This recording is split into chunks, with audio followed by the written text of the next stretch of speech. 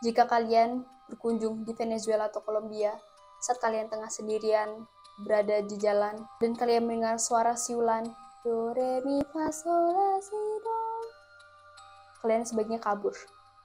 Apalagi jika kalian ditambah setelah itu melihat sosok yang membawa sekantung tulang di belakangnya. Hai guys, kembali lagi bersamaku di Jen Story. Aku Jen.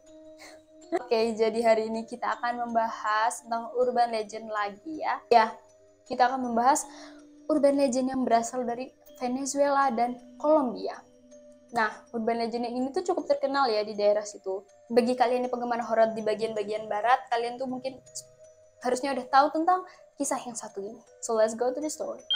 El Sibon namanya. Dia ini digambarkan sebagai jiwa yang hilang dan terkutuk di legenda Kolombia dan Venezuela. Perawakannya itu seperti seorang pria yang membawa sekarung tulang di bagian punggungnya.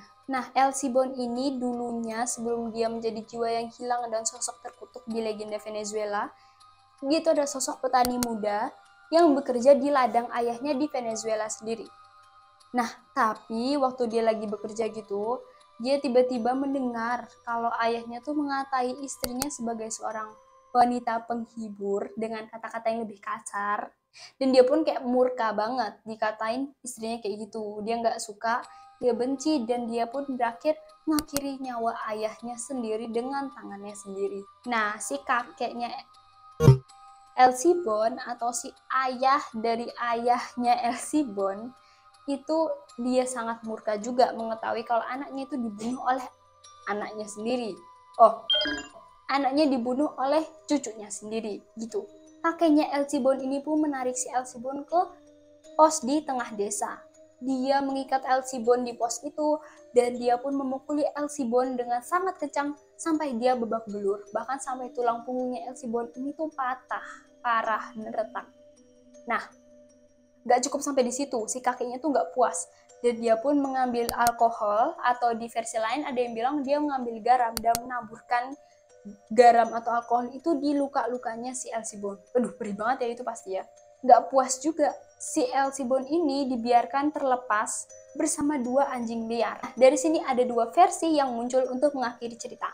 Yang versi pertama mengatakan, sebelum Sibon ini meninggal karena dimakan dan dimangsa oleh para anjingnya, si El Sibon ini tuh sempat dikutuk oleh kakeknya sendiri. Kakeknya bilang, kamu harus membawa tulang-tulang ayahmu untuk selamanya. Nah, dari situlah si El Sibon setelah dia meninggal, dia pun menjadi sosok yang kita kenal dengan El Sibon, yaitu seorang pria yang membawa kantung tulang di belakangnya. Di versi lain, ada juga yang mengatakan kalau El Sibon ini, dia tuh mencoba melarikan diri dari dari pemangsa-pemangsanya, dari anjing-anjing liar yang mengejarnya dengan kakinya tuh yang udah digigit-gigit gitu loh. Dia sambil teriak kesakitan, dia sambil lari ke tengah hutan. Nah, dari tengah hutan itulah si El Sibon ini tubuhnya nggak pernah ditemukan. Dan dia pun berakhir menjadi sosok yang membawa tulang-tulang, nggak tahu juga itu apa tulang ayahnya juga, karena di versi pertama itu kan tulang ayahnya karena dia dikutuk sama kakeknya sendiri gitu kan. Nah, di versi kedua ini dia nggak tahu bawa tulang siapa, pokoknya ya mungkin bisa jadi tulang ayahnya juga. Nah, dia bawa di punggungnya dan menjadi sosok El Sibon yang kita kenal. Nah, di versi lain tuh ada jauh berbeda juga. Dikatakan bahwa El Sibon ini, maaf ya kalau tadi sebelumnya aku nyebutnya El Sibon, sebenarnya namanya El Silbon ya, tapi suka kepleset karena susah juga El Silbon gitu nyebutnya. Oke, balik lagi. Si El Sibon ini itu adalah sosok anak yang apa-apa tuh diturutin. Jadi dia tuh mau ini dikasih, manja banget gitulah intinya. Suatu hari El Sibon ini menyuruh ayahnya atau meminta ayahnya buat memangsa rusa. Tapi dia sendiri nggak ikutan karena dia males gitu, dia cuma nyuruh ayahnya. Durhaka sekali kamu. Nah, setelah itu waktu sambil menunggu dia tuh udah berharap-harap, wah ini pasti bawa rusa yang gede banget gitu kan. Nah, tapi dia tuh sangat kecewa waktu mengetahui kalau ayahnya tuh pulang tanpa rusa. Jadi kayak gagal gitu, gatot perburuannya. Si El Sibon ini menjadi sangat murka, cuman karena ayahnya gagal nangkep rusa. Nah, dia pun berakhir mengakhiri nyawa ayahnya sendiri dengan tangannya sendiri. Tapi kali ini versi ini dia cuman karena manjanya dia itu ya.